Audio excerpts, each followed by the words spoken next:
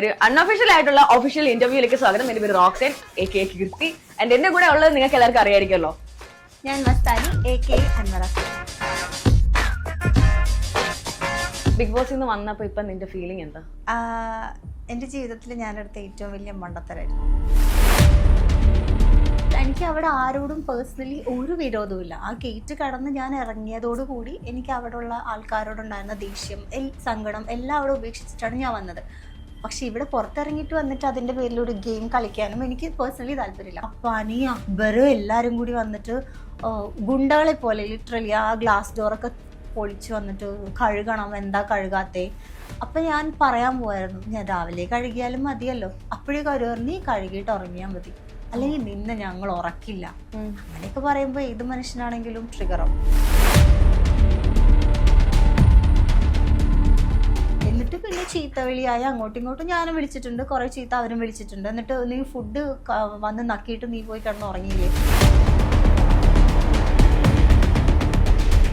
And ലാലേട്ടൻ ആ എപ്പിസോഡിൽ വന്നിട്ട് എന്നോട് ഇത് ചോദിച്ചത് തന്നെ എൻ്റെ ഭാഗ്യമാണെന്ന് ഞാൻ പറയുള്ളൂ. കാരണം ഒരു വീക്കെൻഡ് എപ്പിസോഡിലും കണ്ടവർക്ക്, പ്രേക്ഷകർ ഇത് കറക്റ്റായിട്ട് പറയണം, എന്നോടുള്ള ദേഷ്യം മാറ്റി വെച്ചിട്ട് നിങ്ങൾ ആ എപ്പിസോഡ് കണ്ടിട്ട് 4 വീക്കെൻഡ് കണ്ടിട്ട് നിങ്ങൾ പറയണം, എനിക്ക് എപ്പോഴെങ്കിലും സംസാരിക്കാനുള്ള ഒരു ചാൻസ് വീക്കെൻഡ് എപ്പിസോഡിൽ കിട്ടിയിട്ടുണ്ടോ. അവിടെ സത്യം പറഞ്ഞാൽ ലൈവ് കണ്ട ആൾക്കാർക്കറിയാം, ഈ ബിന്നി എനിക്ക് കറി ഒഴിച്ച് തരില്ല. ആകെ അവിടെ ഒരു സ്പൂണിന്റെ ഇത്രയും ഭാഗത്തിലുള്ള കറിയെ നമുക്ക് കിട്ടത്തുള്ളൂ.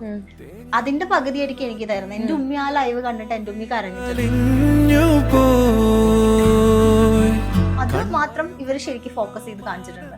രണ്ടാമത് കറി ചോദിക്കുമ്പോൾ ഇവള് തരാതെ തിരിഞ്ഞു പോകുന്നതും ഒക്കെ അതൊക്കെ കാണിച്ചിട്ടുണ്ട്. പക്ഷെ അതൊന്നും ഹൈലൈറ്റ് ചെയ്യാൻ ആരില്ല.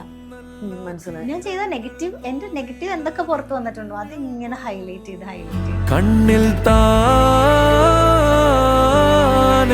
ദിയാസനയുടെ ഒരു ഇന്റർവ്യൂല് ദിയാസന റോഹന്റെ അടുത്ത് പറയുന്നുണ്ട്, ഞാൻ അപ്പാനിനോട് സംസാരിച്ചു, അതായത് പുള്ളിക്കാരി അപ്പാനിനോട് സംസാരിച്ചു, കാര്യങ്ങൾ അപ്പാനെ വിളിച്ച് തെറി വരെ പറഞ്ഞു, മസ്താനി അത് കേൾക്കാൻ അർഹയാണെന്ന് പറഞ്ഞു. ഞാൻ പറയട്ടെ, ഇത്രയും സൈബർ ബുള്ളിങ്, അതായത് ഞാൻ 14-15 ദിവസം അവിടെ നിന്നു, ഞാൻ ഇറങ്ങിയിട്ട് ഇപ്പോൾ ഒരാഴ്ച കഴിഞ്ഞിട്ട് അടുത്ത കണ്ടസ്റ്റന്റ് എലിക്റ്റായിട്ടും സ്റ്റിൽ എന്നെയാണ് ഇവർ ട്രോൾ ചെയ്തുകൊണ്ടിരിക്കുന്നത്. ഇത്രയും അനുഭവിക്കാൻ വേണ്ടി ഞാൻ അവിടെ ഒന്നും ചെയ്തു.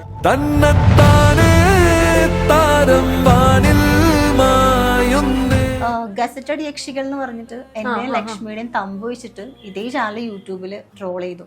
അപ്പൊ എനിക്ക് മനസ്സിലാവുന്നില്ല, ഇവര് വിളിച്ചു വരുത്തിയിട്ട് വേറൊരു ഇമേജ് തന്നിട്ട് പുറത്താക്കിന്ന്. ഒരാളുടെ കരിയർ തന്നെ ഇല്ലാതാക്കാനുള്ള സ്ട്രാറ്റജിയാണോ എനിക്ക് തോന്നുന്നുണ്ട് സത്യമായിട്ട്.